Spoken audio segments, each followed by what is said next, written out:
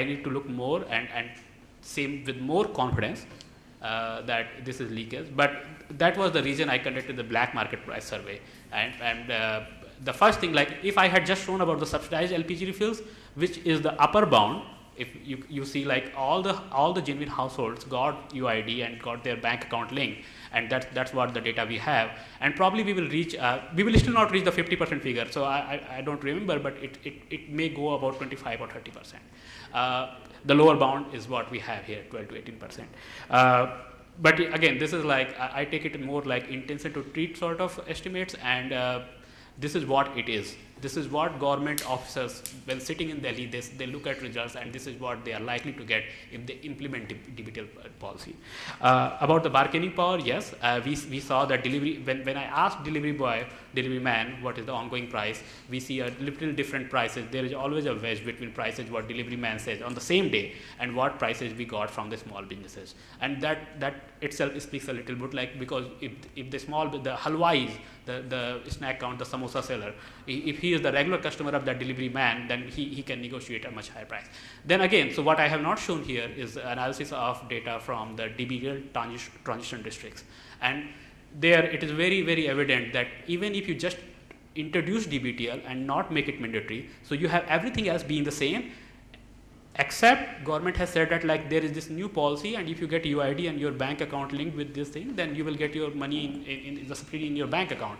So it introduces the reference, it pushes the reference up, that now delivery man can go to the halwai and ask, tell him that like, look, the new price is 1200 rupees. The government is pushing for it. So now I want to increase the black market price of cylinder. So I do see that result. I should have put that in this paper, but I just wanted to make it like very focused on one part. So I didn't do that. That will be in the paper, which, as you said, you will probably refer.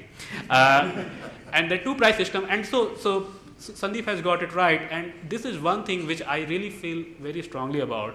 In last 1 year, in Indian media and everywhere, there are a lot of discussion about CAP and DBTL. Nobody talked about this like 3 different prices, and I have not seen any good article or anyone. And this is something I don't know. Probably Mr. Jan can tell me more about, like, if government is trying to cross-subsidize domestic cylinders by charging higher price to the commercial cylinders, that is providing perverse incentives to the people in the black market, the small businesses, that they are doing this black market purchases. If we have at least like talked to those prices more closer, then we will probably reduce the gap to a level there where it will not remain any more viable for at least for beyond the cap. The black market will reduce down. With Professor Srinivasan's question, and so opportunity cost. So NREGA and DBTL, these are at 2 extreme policies, where in NREGA it is very clear that people have opportunity cost, where you can go in the outside market and work there. And in this policy, even though you can sell in the black market prices, not everybody can sell it. So I can say about the opportunity cost of delivery man or the black sheeps in the system, like the households who are willing to take that risk and go and sell their black cylinders in black, but not everybody is going to do that, because this is a criminal act, like this is a crime, and then you may get punished if you are found. So that is where it becomes more complicated than simple opportunity cost calculation. But overall, like, I think this is macro level question where like the world market prices and the prices which government has regulated here, to compare them and to find opportunity cost. That's all I have. Thank you. Thank you. That's all the time we have as well. Thank you, both the presenters, and thank you, Anil. And most of all, I thank the audience.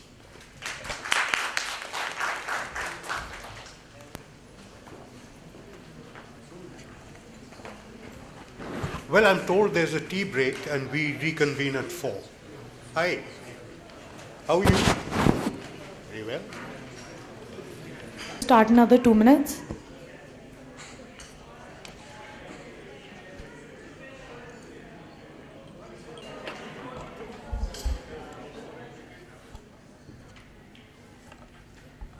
Okay, I think now I'm on. Welcome to this session on governance. We have been, all of us on this side of the table have been suitably instructed that time is extremely important. So before we go ahead, let me introduce to you our very distinguished speakers and discussants. We have two papers. The first paper is joint enterprise of Karthik Muralidharan and Sandeep Suktankar. Karthik is an assistant professor of economics at the UC San Diego. I think there's plenty more about him that is here, and a lot of you will hear more about it. But his interests are education, health, and social protection, measuring quality of public service delivery, program evaluation. Sandeep is an assistant professor in the Department of Economics at Dartmouth College, and he has received his PhD from Harvard University, and his research focuses on the most topical corruption, governance, and the delivery of public benefits and services in India.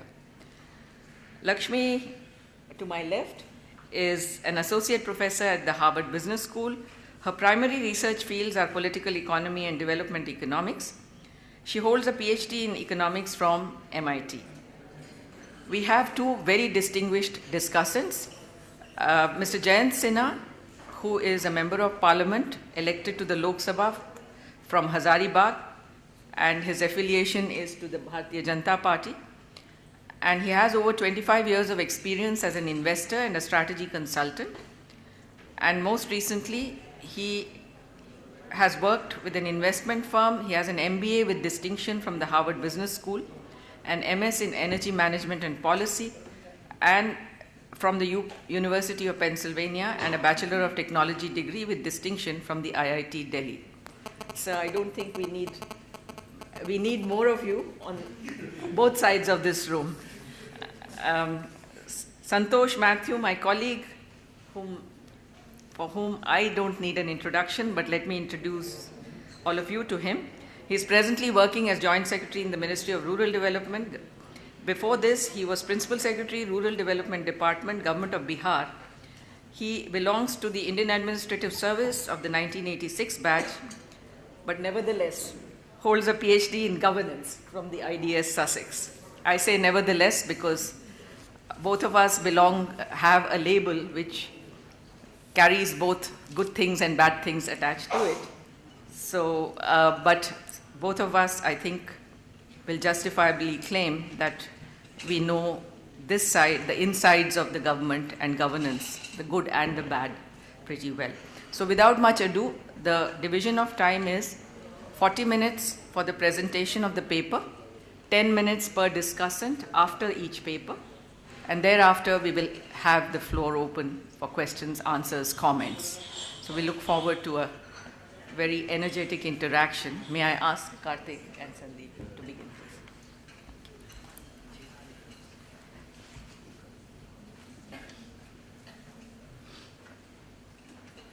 please. Is this on? Yeah. Perfect. And this guy's working. Is this signal? Oh. Perfect. So thanks so much to the IGC for providing this wonderful platform for disseminating work we've been doing now for the past 4 or 5 years. And it's almost the perfect project to showcase to a panel of researchers and policymakers. And so without further ado, we're especially grateful that Jayant Sinha is here because in his previous life as the India head of Omidyar Network, they were the group that financially supported this entire project. And so and a special thank you and shout out over here. So what is this talk is about? We're talking about building state capacity in governance with a specific example of biometric smart cards. So I think everybody in India knows this point that anti-poverty programs are miserably implemented, and estimates of leakage range from some programs 40 to 70 to 80%. So Lant Pritchard has famously called India a flailing state. So Pakistan is often called a failing state, but the flailing state is defined as the one where you have a brilliant head, but the head is not connected to the limbs because you have the most wonderful policies made, like by the most brilliant policymakers at the center, but kind of translating that into implementation turns out to be highly non-trivial. And so, trying to improve governance and the performance of these programs is especially critical in the context of an expanding welfare state. So, India is kind of this historical outlier, right, that has democratized before being developed. And so it's kind of almost a natural corollary of a median voter theorem in a country where your average voter is pretty close to the poverty line, that you will have much more redistribution than countries had at comparable levels of development. So given that kind of structural aspect of the Indian economy, it becomes especially important to think about improving the effectiveness of governance, because the political pressures are always going to be towards spending more in redistribution relative to public goods. So, and that kind of presages my next point, which is governments, of course, tend to focus much more on programs rather than on state capacity for implementation. And the most basic reason for this is patronage, because it's easier to target programs to your specific voters as opposed to general public goods or even general implementation capacity, which is kind of much more spread out. And it's kind of amazingly appropriate that Mr. Matthew is here, because his entire dissertation, Matthew and Moore, which is cited here, was about how the underinvestment in state capacity is often a deliberate political choice, which in turn enhances the power of the policymakers or the politicians to allocate the restricted public goods towards their favored supporters. But I think there's even like a much more mundane reason, even without patronage. So the state, I'll just get to that in just a second, right? So, because there's a Besley Person formal definition. But, so, and I think we actually couldn't find a site for this, right? But talking to people, you definitely get a sense that there's a perception that investing in state capacity has a long-term return on investment that's beyond the electoral cycle as opposed to specific programs. And so, so there's a recent theoretical literature.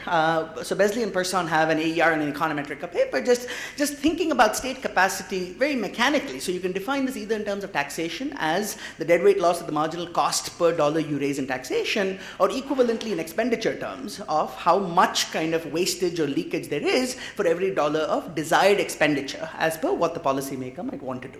So theoretically we kind of understand this, but there's very little good empirical work that pins down the impact of investing in state capacity, and that's what we're trying to do in this paper.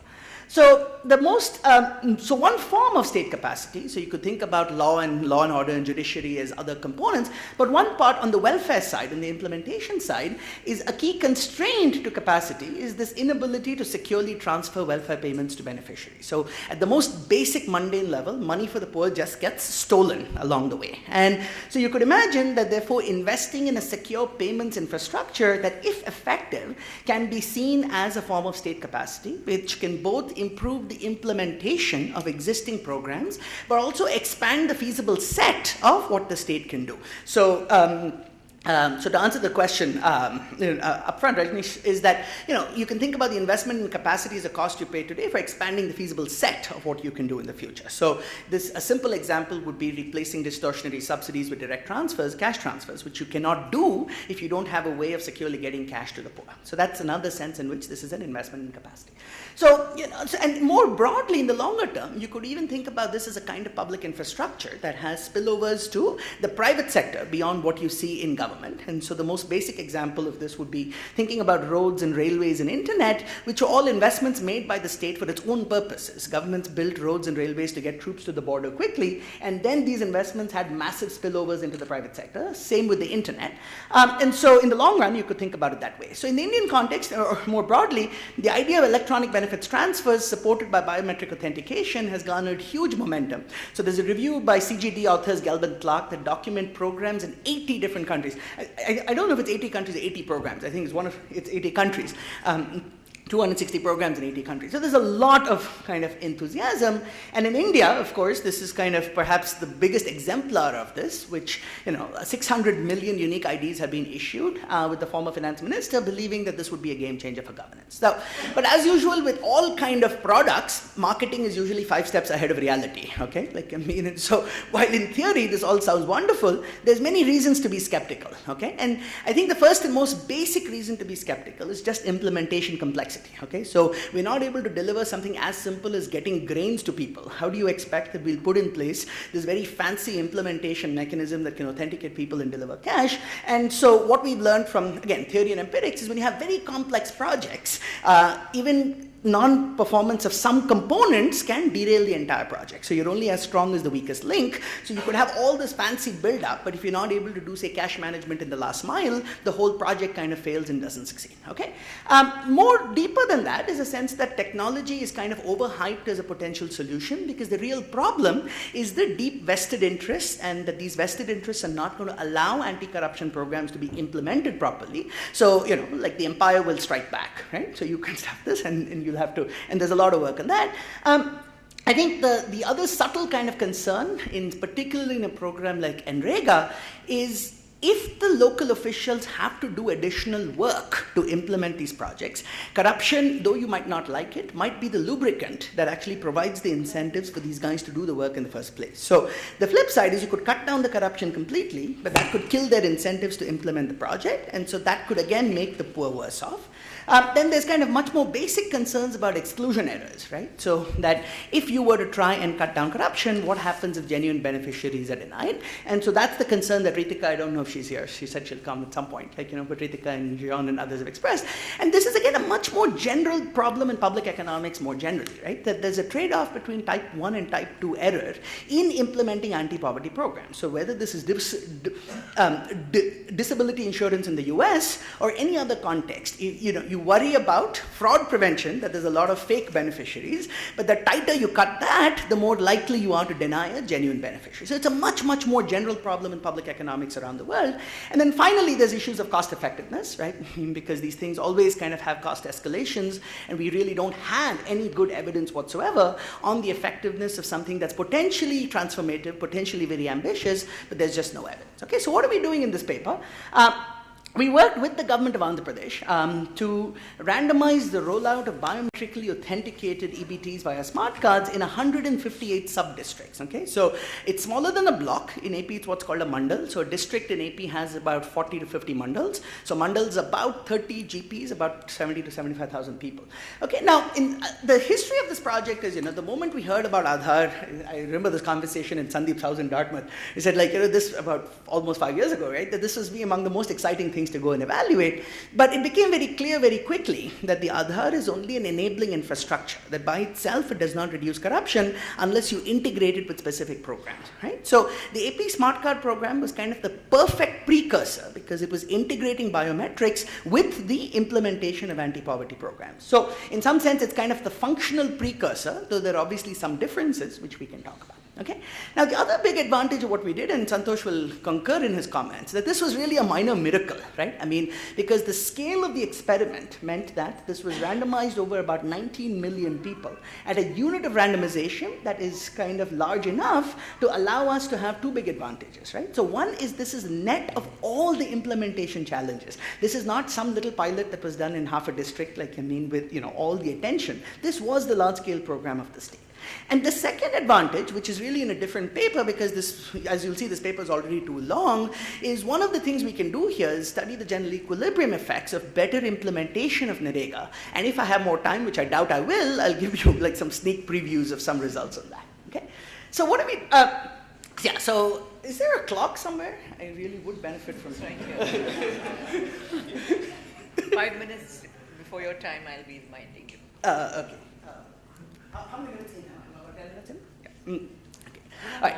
So we've done the context, and so what I'm going to do is I can skip some of these things because most of the people in this room, I assume, know what NREGA is, right? It is the world's largest welfare program, covering about 11% of the world's population. The main point is, from an implementation perspective, the payments are often late. They're often time-consuming to collect. In practice, NREGA is supposed to be a demand-driven program that people get work whenever they want it. In practice, it's highly supply-constrained, that people don't get the work when they want it. And so in terms of understanding the mechanisms of leakage, so Sandeep and Paul have done some really nice prior work on this. There's basically three main routes of leakage. Okay? So the first are ghosts. So people who completely don't exist, but in whose name the local officials are claiming money. The second is over-reporting, which is a form of ghost, but at least in this case, the person exists. The person exists, but may or may not have done work, but you report much more work on that person's name, and you collect and pocket the difference. And the last is underpayment, where you've done 100 rupees worth of work, and I say, here's 80, take it or leave it, because I have all the power over over you if I'm the local official, okay? Now, similarly, there's this other program on social security pensions, which gets less attention, but is actually a really important complement to the NREGS, right? So it kind of the two stools of the welfare state in AP, because the idea is you provide income support to rural poor who cannot work, okay? So the pension program mostly targets people who are poor and widowed, elderly, or had, belong to some displaced occupations. So there's very little evidence on leakage. So the evidence somehow is that people haven't heard big stories on leakage here, but there have been stories about ghosts. Essentially, people die and kind of, stay on the rolls. So their successors continue connecting benefits of pensions for people who passed away. So there is certainly some evidence of that, but there's a lot of newspaper stories, but there's no like hard evidence quantifying that, okay? So just to give you a quick sense of the picture of what used to happen, okay, this typical NREGS payment structure has the state, the district, the mandal, the gram panchayat, and the workers, okay? So work gets recorded at the GP level, goes up to the mandal, gets digitized there, and then goes up to the state. The money then gets dispersed to district, to mandal, to GP, and then down to the worker. But notice one important thing, that this GP level officials are the choke point, both for the upward flow of information and for the downward flow of cash, okay? So most of the fudging of the records, happens at this level, and so that's where the over-reporting takes place. And when the money comes down, even though the money technically comes into the accounts of people, when people are illiterate, most of the time their passbooks are operated by the local village field assistant, and that's what makes it possible to siphon away the money. So it's worth a 30-second aside on biometrics, right? So there's a lot of people who are concerned about why do you really need biometrics? And I think the key point is that in a world where 30 to 40% of people might be illiterate, that lets you jump over the literacy constraints of passwords and other forms of identification or other forms of authentication. So people in the US might have banks and passwords, but you don't have biometrics, but that becomes a big concern, and a lot of this leakage happens precisely because passbooks are being controlled by other people, okay? So what does the new system do? The new system and we'll talk a little bit more about the details, but basically the idea is very simple, okay? So the government tendered the payment process to a bank TSP combination, where the TSP is a technology service provider, and the TSP appoints what's called a CSP, or a customer service provider, at the village level, who does last mile cash management, okay? So there are two things happening here, okay? So one is that now you have separated the upward flow of information from the downward flow of money, and second thing is you've required biometric authentication over here, okay? So the beneficiary has to authenticate biometrically, and this local CSP is then making the payment over here, okay? Now, here's a simple picture, what one of these smart cards looks like. You don't always need the biometric on the card. You can sometimes have the biometric details just on the POS device. So if you look at this, so this is a typical transaction. So when the beneficiary shows up, this is the CSP sitting typically in the panchayat office or some other office in the village. That's the machine. You insert the card, and then the machine is smart enough to prompt randomly to put out one finger, okay? So it enrolls all your 10 fingers up front, and then you put up a finger, you authenticate, oops, that's you guys there, okay? Right, so you authenticate, and then after the authentication, in some cases the machine will even announce how much money you have in your account for illiterate beneficiaries, and then you get paid, and then off you go. Okay, so a couple of differences relative to Aadhaar is that this is offline authentication, okay? So Aadhaar requires continuous online authentication because you're authenticating against a central database, whereas here the authentication is happening against the information stored in this local machine, and kind of the data sync happens at the end of every day through a GSM link, where you kind of upload the authentication logs and download the payment records that you're supposed to make, okay? So that's one difference, but otherwise functionally it's very, very similar, okay? So it's useful to so overall the intervention we're evaluating, it's not just biometrics, okay? So it's important to keep in mind that there are two things that are changing. So one is the biometrics, and the other is the organizational structure of how the money is being delivered. So overall what we're going to present is the composite effect of both of these things, but it's useful to think about the mechanisms by which each of these channels might have an impact on these different outcome measures we care about, okay? So if you think, so this is what the changes you would get by moving the payments through the local CSP, and this is the changes you get from the biometric authentication, okay? So time to collect, it could help because the CSPs are closer to you, but it could also delay because the biometric authentication can often, if the machine is not working, you might not get paid, okay? So similarly with the payment delays, it could help if it's automated, but it could hurt if they mishandle the cash management. Now, over-reporting, so this is what's useful to understand. Okay, so the key thing that's changing in over-reporting and well, ghosts you prevent, okay, because ghosts don't have fingerprints, hopefully. But with over-reporting, you see, you don't completely eliminate it. What you do is you change the bargaining power towards the beneficiary. Why? Because in the past, Mehtab did 10 days of work. I report he did 30 days of work. The 30 days comes in, I give him 10 and I keep the 20. Okay? Now, I could still do the same thing, except that now the money goes directly to his account and I can't touch it till he touches it. Okay? Now, I can still collude and say, I'll over-report and you kick me back a certain amount. So you've not eliminated it, but you've completely changed the bargaining power. Okay? Like, I mean, because in the past, the middleman could siphon off the money without the beneficiary even knowing about it. Okay? And what Sandeep and Paul's earlier work shows is by far the most common form of leakage is not underpayment, but over-reporting. Why? Because if it's underpayment, it's politically costly in the village, right? You have done 100 rupees work and I'm to your face telling you, here's 80, take it or leave it. In over-reporting, I steal from the very distant taxpayer, okay? So I'm not upsetting anybody in the village and everybody's happy because more money is coming into the village, okay? So this is kind of the key margin. What the earlier work shows is that most of the leakage happens on the over-reporting margin, not so much on the underpayment, okay? And then program access, like I said, it could suffer if the rents are reduced.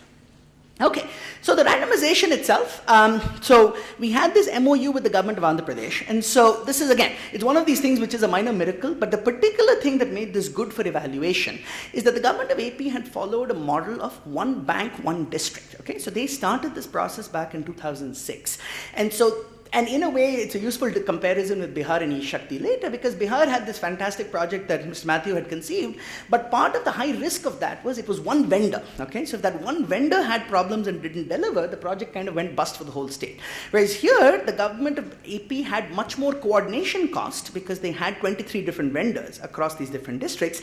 But if somebody did not deliver, like I mean, they could kind of cancel the contract and reassign the contract to a bank who had delivered somewhere else. So in a way, it's exactly like telecom licensing in the 90s, right? When we had one circle, one vendor across states, over time, the guys who were not very good kind of got crowded out and the good guys kind of took over market share, right? So we were at a very similar stage over here where the government had decided to re-tender the contract to 8 districts, but 3 years after the program itself had stabilized, okay? And that's really important because if we went in with a fancy RCT at a time when the intervention was not stable, you wouldn't know what you were evaluating because the intervention would keep changing along this time, right? So the intervention itself had stabilized, but they were recontracting in these 8 districts, and so we got in at just the right time to be able to sign this MOU with the government to randomize the rollout. So all we did was we staggered the mandals into 3 phases, into a phase 1, a phase 2, and a phase 3, with a 24-month lag between phase 1 and phase 3. So, you know, we had these 45 control and 113 mandals,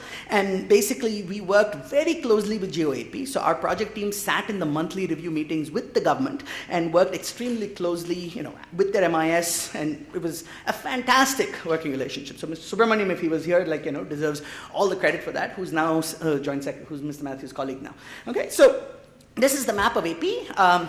So some people joke, you know, that now that we have 2 states, our study has more external validity. Okay, so we've got districts across the 2 states in Telangana, coastal Andhra, and Rayalaseema, and you see the randomization is stratified within each district, and in fact even within each sub-district. So any effect we're going to get is net of district fixed effect, so that's soaking up any variation in agroclimatic conditions or all of that stuff. So control and treatments are going to be similar in almost every way, right? I mean, except for receiving the program. I think I took out the balance slide, which I shouldn't have.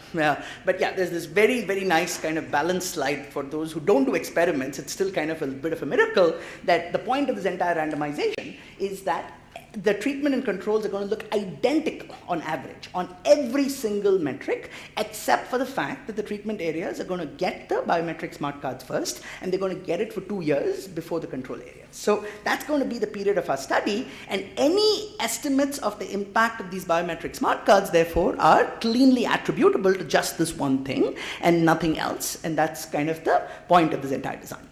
Okay, so in terms of sampling and data collection, so the good thing, again, working with the government and TCS, so when Sandeep and Paul did this as grad students, they had to go and write code. The time taken to collect payments of about 25%. Similar reduction in delays between working and getting paid of about 25%. Reduction in the variance of the time to get paid. Actually, that's higher, right? That was 40%. I think this is an old version. And the NREGS payments went up significantly by about 24% with no increase in official disbursement. So there's also a significant reduction in leakage of the gap between the money disbursed and what beneficiaries get. So just to kind of put this in tables, right, so you see on the time to collect for NREGS, there's kind of this intention to treat reduction of about 20 minutes on a base of 112 minutes, and the IV version of that will be about 30 minutes, okay? So it's roughly a 25% reduction. In the SSPs, you don't see an impact, okay? And this is, we're going to come back to this, and partly because for pensions, the payments were being made in the village anyway, okay? So you had this village pension disbursement officer from the government who came to the village to give you the money. So it's in fact not that surprising that you don't see the reduction in time to collect in the pensions. And the lag was not even an issue in pensions because it's got a fixed date as opposed to NRGS, so we didn't measure that. But you see the significant reduction both in the payment lag. And again, for those in Ministry of Rural Development, I mean, this is probably one of the things they stress about the most. I mean, so there have been reports in the newspapers of suicides, like I mean in Maharashtra among people who have worked and not gotten paid. So reducing the lag is one of the biggest operational concerns that people have. Now, one thing here is it shows a lag of 34 days, whereas the law says 14 days. Now, you shouldn't penalize AP for being open to actually giving us data. I'm sure this is much worse in other places, okay? But like, you know, just to give you some benchmark of the gap between aspiration and reality, okay? So this is then the official data, and what you notice is there's actually remarkably little change in the official disbursals, okay? So the highlighted periods are the periods of our surveys. So our surveys are exactly 2 years apart, corresponding to the peak NREGS wage season. So obviously that's when you want to be measuring the work and the leakage. You don't want to do it when people are not working, so it's kind of done that way. And so then if you look at this guy, you'll see that there's no change in the official disbursement, but a significant improvement and increase in what households report getting in the surveys. So you get a significant reduction in leakage, okay? In pensions also you get a reduction in leakage, but it's not significant and not as big, which is again not that surprising because as we'll show you, the baseline levels of leakage are lower, which raises a problem, okay? So the one problem we have always had, as Jayant will recall over the past 3 years, we've always had this problem, okay, which is that the estimated levels of leakage are negative, okay? Like, I mean, and we've been trying to make sense of what this negative level of leakage means. And the answer turns out to be the following, okay, which is that we sample on the basis of the job card, okay? But the households often have multiple job cards. So the household reports the amount earned on multiple job cards, whereas we are sampling a subset of that, okay? So when you then use the NSS data to come up with the right inflation factor for the average number of job cards per household, what you get are much more sensible numbers, which is a leakage level of 30% in the control areas and a reduction of about 10.8 percentage points in the treatment areas, okay? But because of the scaling, that's kind of slightly insignificant, okay? But remember, this doesn't change the fact that there is a significant reduction in leakage, okay? You only need this to then come back and quantify the gains. And similarly with pensions, you see the baseline leakage was kind of low at about 8%, but you get a 3.2 percentage point reduction, which is almost a 40% reduction in the leakage rates in the pension program. Okay, so now what's interesting here is, if we had a 90-minute seminar, I would spend much more time on this, but it's useful to kind of think a little bit about the mechanisms of impact, okay? So we look at the ghosts, and in fact, you find absolutely no impact on the ghosts. So about this 11% ghosts. So ghost is a household that's defined as in our official data, they have been paid, and the survey team goes there, there's no trace of that household. We talk to 3 neighbors, and people say this house has never existed, okay? So about 11% of the benefits are going to households that are complete ghosts. Okay, that we have no idea who they are, we can never find them. And there's no impact on the ghosts, which is not surprising because you only got 50% coverage, right? So the remaining 50% is still completely able to kind of drive a truck through this hole, okay, that still remains. Now, similarly, like, I mean, on the underpayment, which is kind of proxied by did you have to pay a bribe to collect your payment, we don't find much impact because, again, the baseline levels of this problem is very low. Only about 2% of households report this. So where is the action? Okay, the action is all coming from this reduction in over-reporting, okay, reduction in other over-reporting. And in particular, I'll show you these non-parametric graphs where you see the biggest reduction is in households in whose name money has been claimed, but who have not received a penny. Okay? So these are real households, but now in the past money could be siphoned off in their name, but now you cannot siphon off money in the name of this real household because the real household has to show up with a fingerprint, and so that is where you're seeing the biggest reduction in leakage. Okay, so if we had more time, we can talk more about this, but that's kind of the main story. So, if you get to 100% coverage, you will probably plug this element of leakage as well, but I'll save this point for the discussion, that if you plug leakage all the way, then the vested interests fight back much more. Okay, so in a way, maybe the government of AP got this calibration exactly right. Okay, that they pushed to reduce leakage bit by bit, but they didn't try to go 100% because then you'd get all these vested interests coming back and fighting at you. Okay, so we'll come back to that in discussion, but that's useful. Now, so this is then the amazing result, okay, which in a way was the biggest puzzle, because one of the things we worried about was if you reduce corruption, will access to work go down, okay? But in fact, you get a significant increase in access. You get almost a 18 to 20% increase in the fraction of households that have worked on NREGS. But you can see why that happened, because all of this is coming on this over-reporting margin, right, of households who in the past, in their name, I was siphoning off money. Now I actually have to give them work. I still make some money on it, but I have to give them the work because you can't collect the money without those fingerprints. Okay, so we'll and the most kind of sensible explanation of this is people are still making enough money in NREGS for this to be worth their time. Okay, but it's not as much as before. Okay, so that's kind of why you're seeing this increase in access. So finally, so how am I on that? Right, so that works. Yeah, I started at 4:10. No, now it's the real 5. Now it's the real half. Perfect.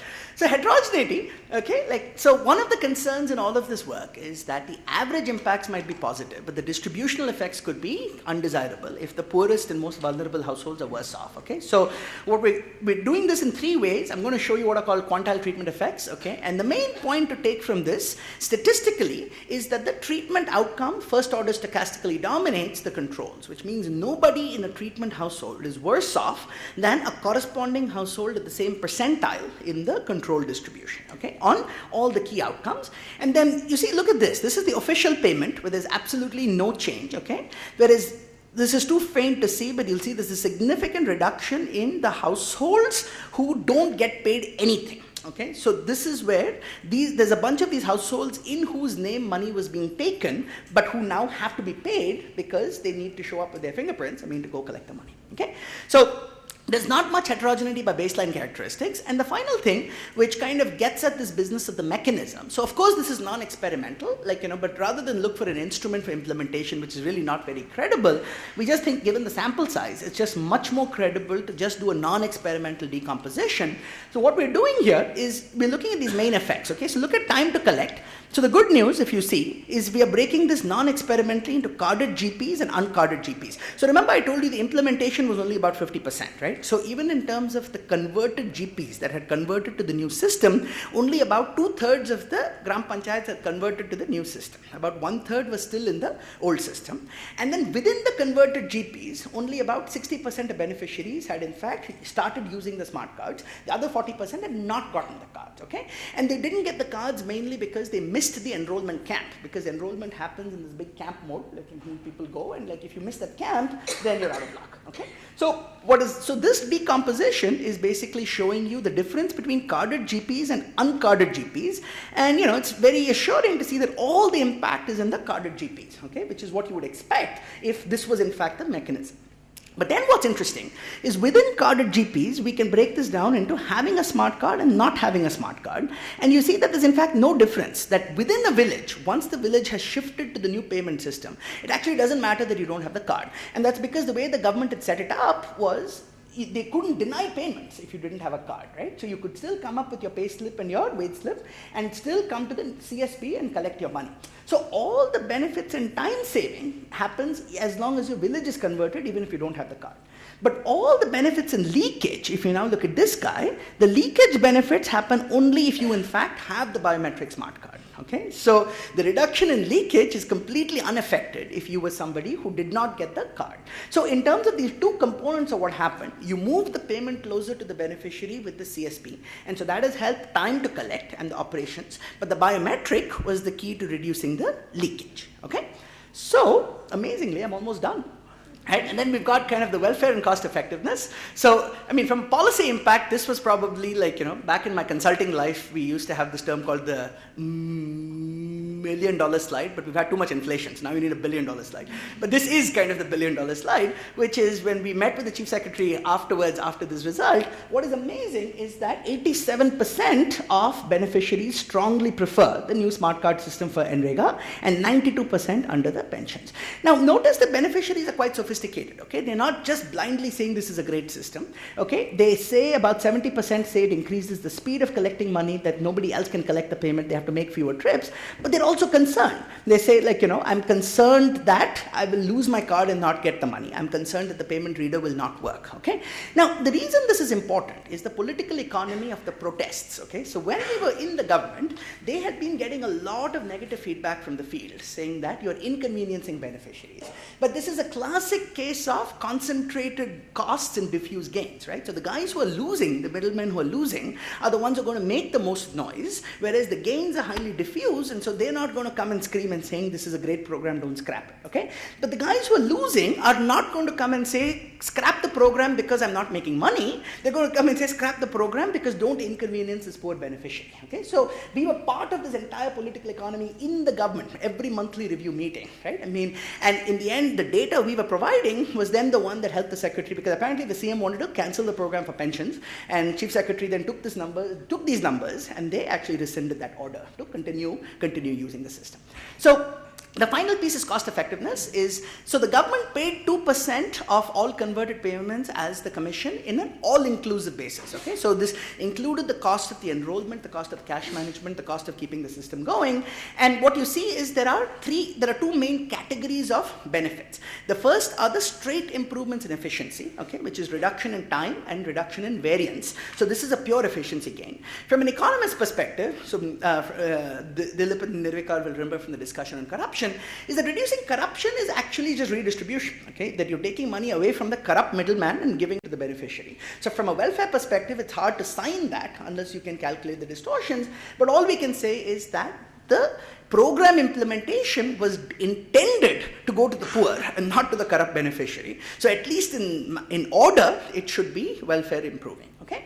But the magnitude of this leakage reduction, so just to look at the numbers, what we see is that the efficiency gain from time savings alone covers the entire cost of the program for an NREGS. Okay? And the leakage reduction we calculate is about 8 times the cost of the program. Okay? So that's it. And so the summary is basically that the smart cards appeared cost effective under real world conditions. And so I think the most important lesson we take away from this was that implementation was incomplete. It was only 50%, okay? But at such low levels of governance, at such low levels of state capacity, that any improvement, like even at 50% implementation, gave you a significant improvement in program performance. The improvements are spread across the distribution, and practically everyone prefers the smart cards to the old system. And the cost savings were big, and there was no negative extensor margin effect. So in most ways, we think that our estimates are a lower bound on the benefits, because we're calculating benefits from just 2 public programs and not looking at potential improvements in a whole range of other programs, whether it's PDS or scholarships or stuff like that. And then we're not counting any of the long-term private sector benefits that might happen from building this kind of payments infrastructure. Okay, so let me stop there. And then, so like I said, investment in state capacity may have these large returns. So I do have a slide for discussion, but which maybe I'll save after Mr. Matthews' discussion, because a lot of this are political economy questions about why did the vested interest not scuttle the program. And since Mr. Matthews tried to implement the same thing in Bihar, we'd have hopefully like a very enlightening conversation in the political economy of making these things happen. And I'm done. Thank you very much.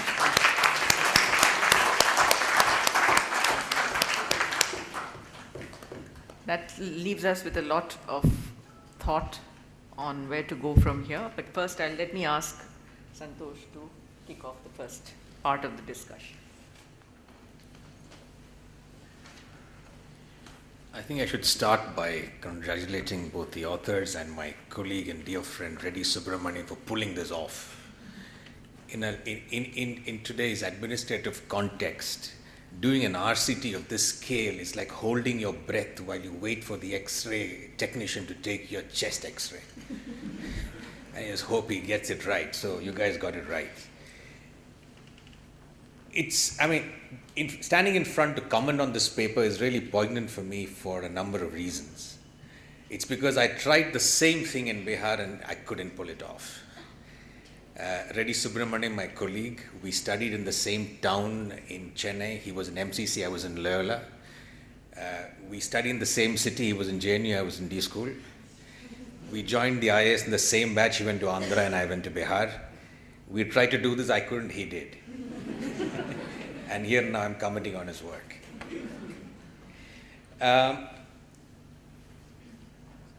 Karthik said ghosts have no biometrics, have no fingerprints.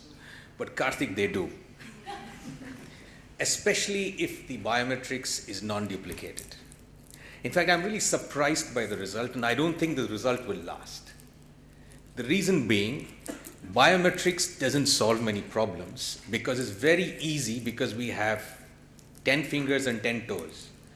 I actually run a program on skilling and placement, and I have evidence that actually 10 fingers are used of the same person is actually used to mark attendance for 10 people.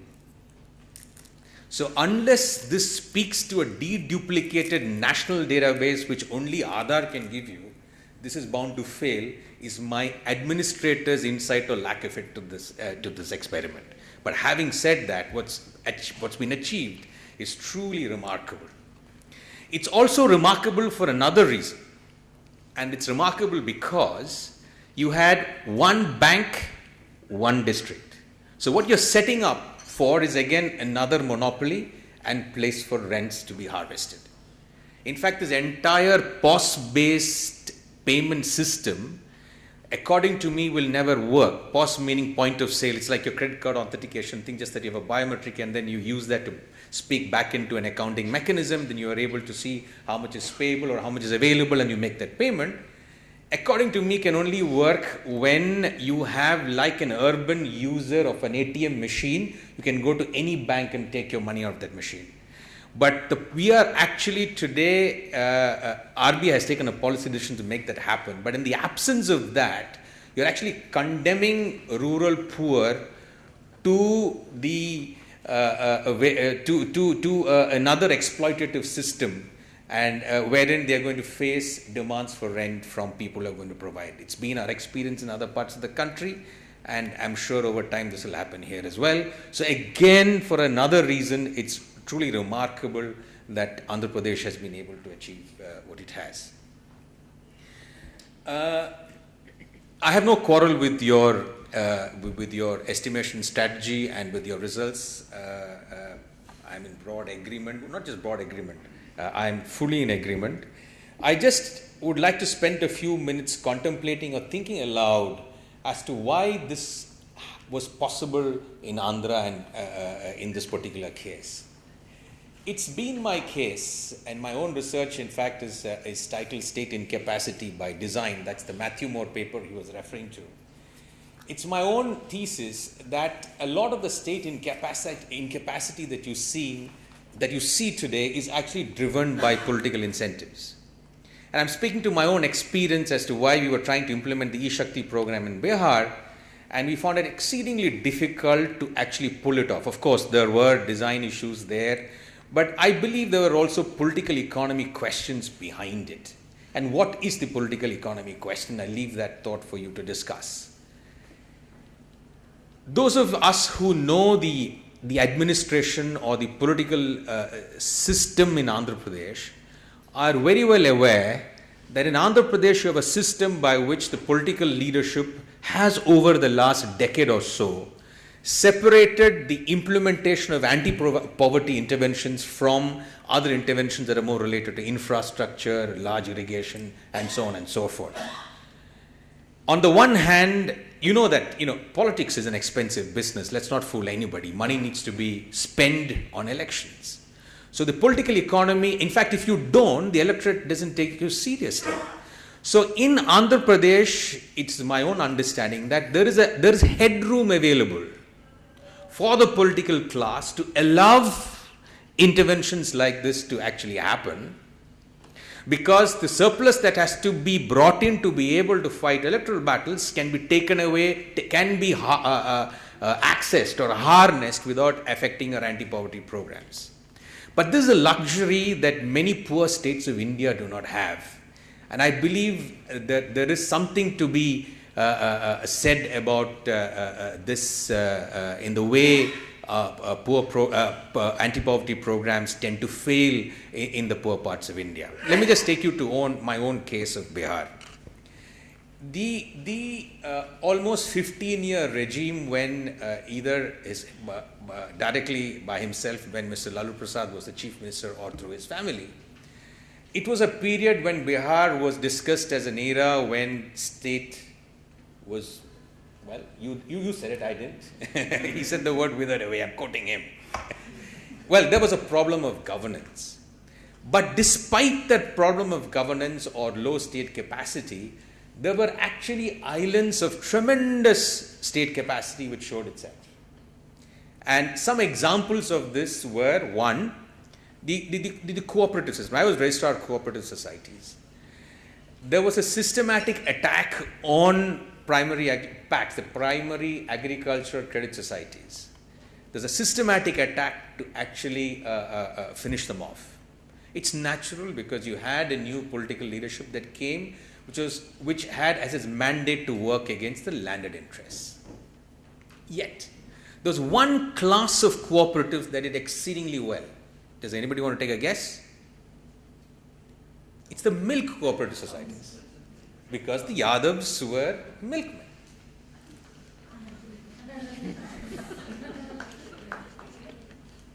There is another case of total police failure. It was the kidnapping capital of the world, crime was increasing, and there was a political logic around that increase in crime. I will not hold forth on about this here, but there was again an island of tremendous capacity of the police force with respect to law and order. And what was that? We had almost a communal riot-free period during that time.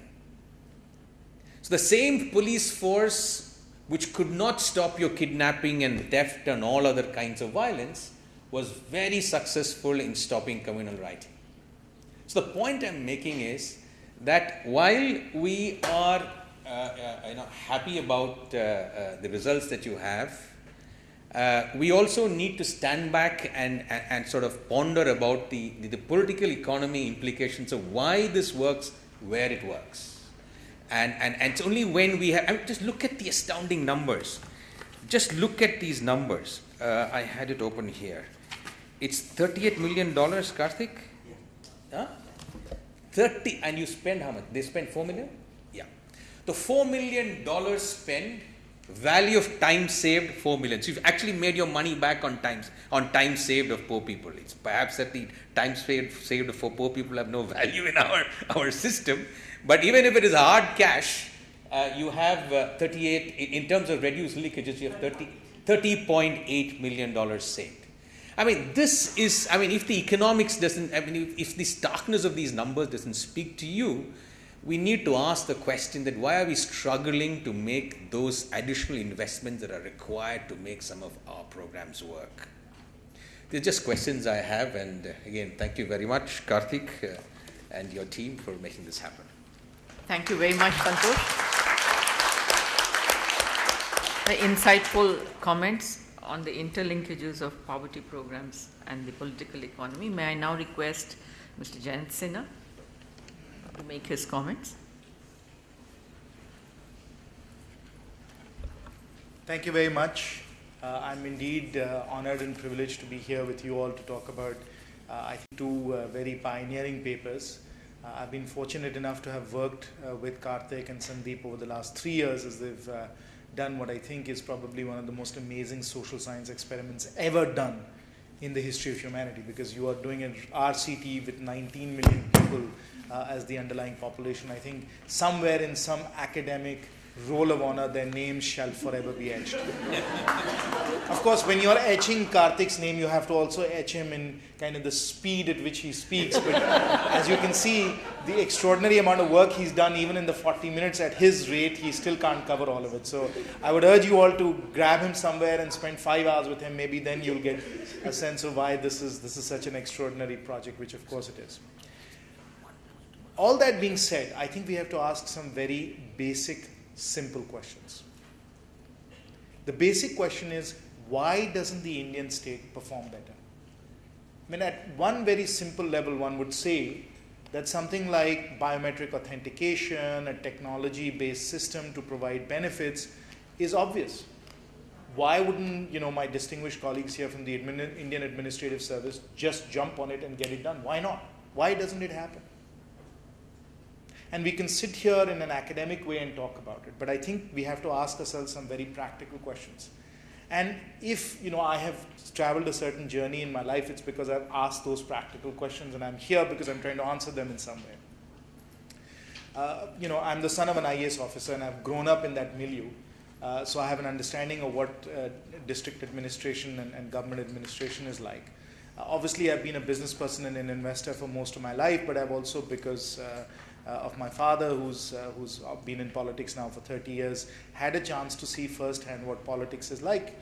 And I've always asked myself this question, which is, why is it that the Indian state doesn't work better?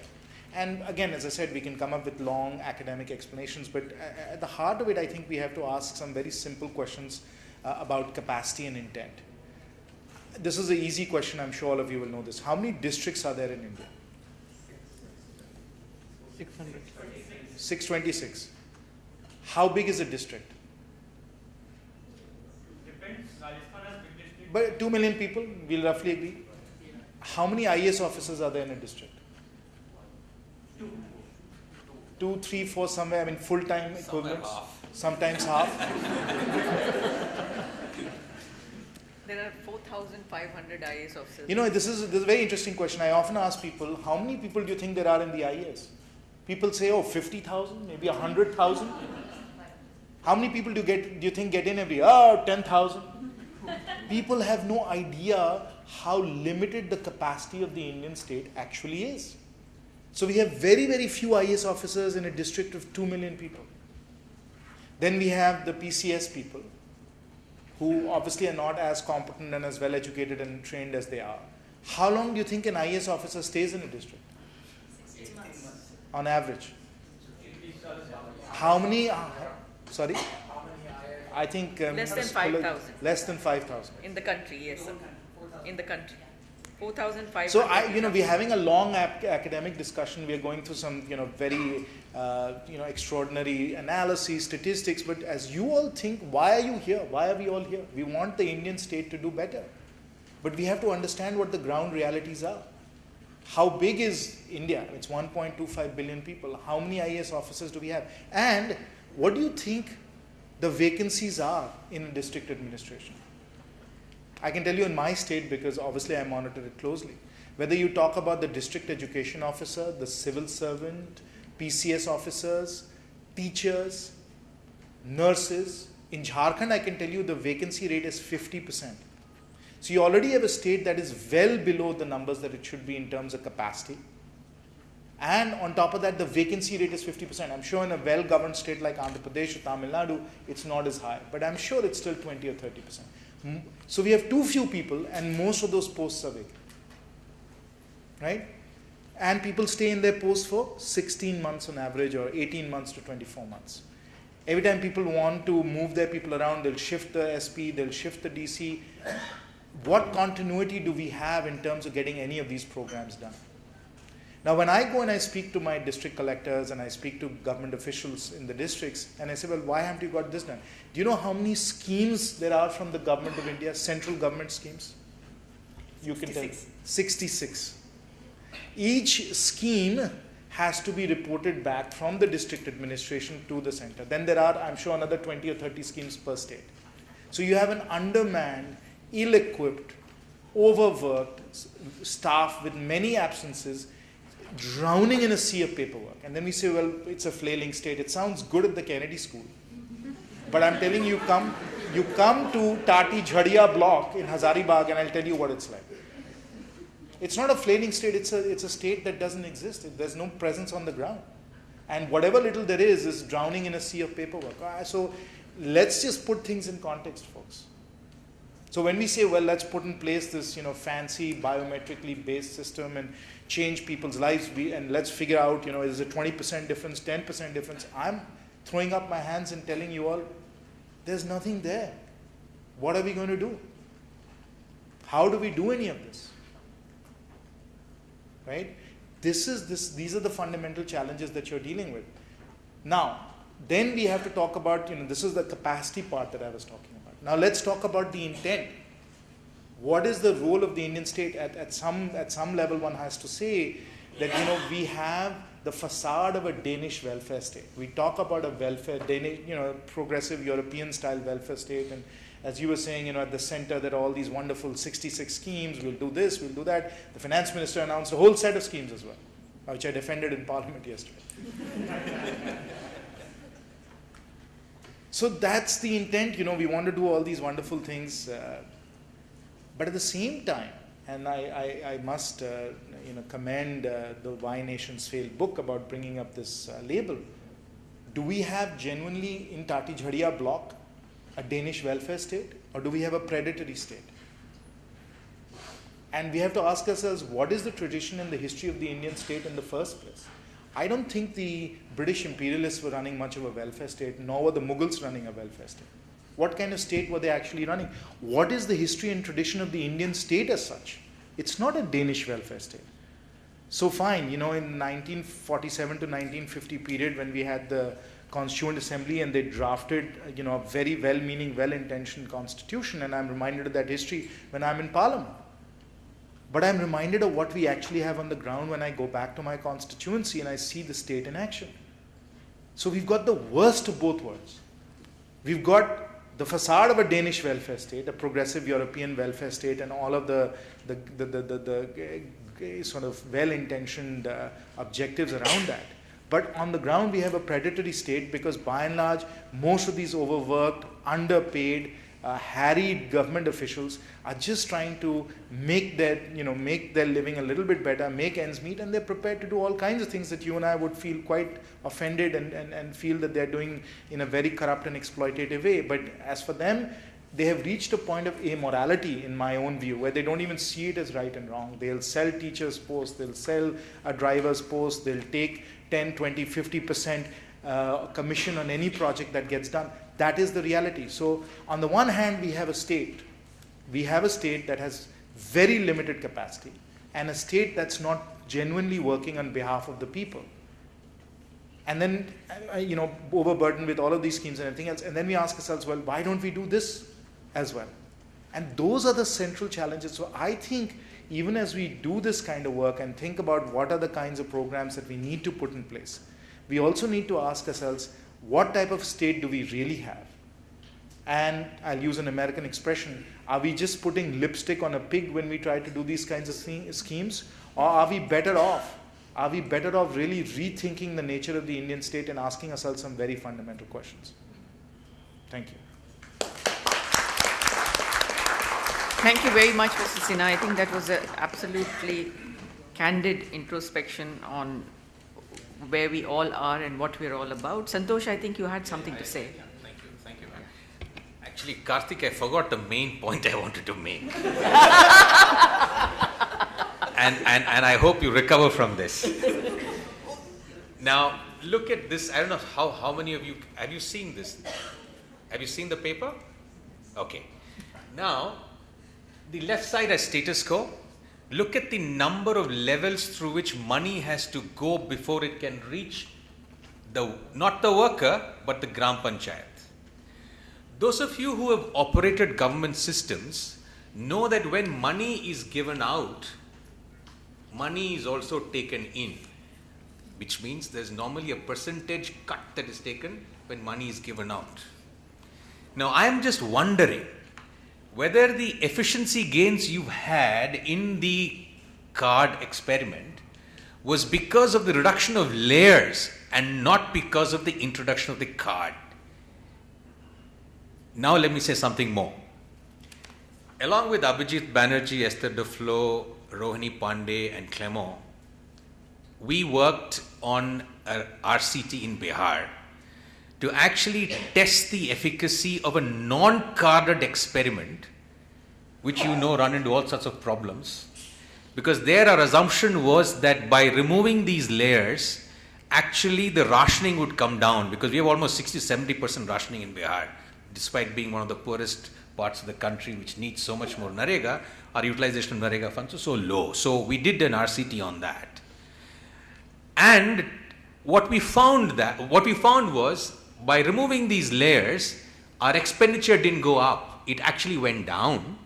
But we got another astonishing result, and that was corruption actually came down. So we did a survey of over 10,000 households, and we found that despite spending less money, the amount of money that households were getting actually had not gone down.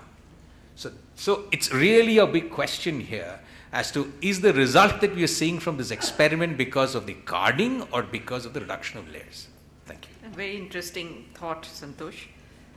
In fact, that is at the root of a lot of anti-poverty programs.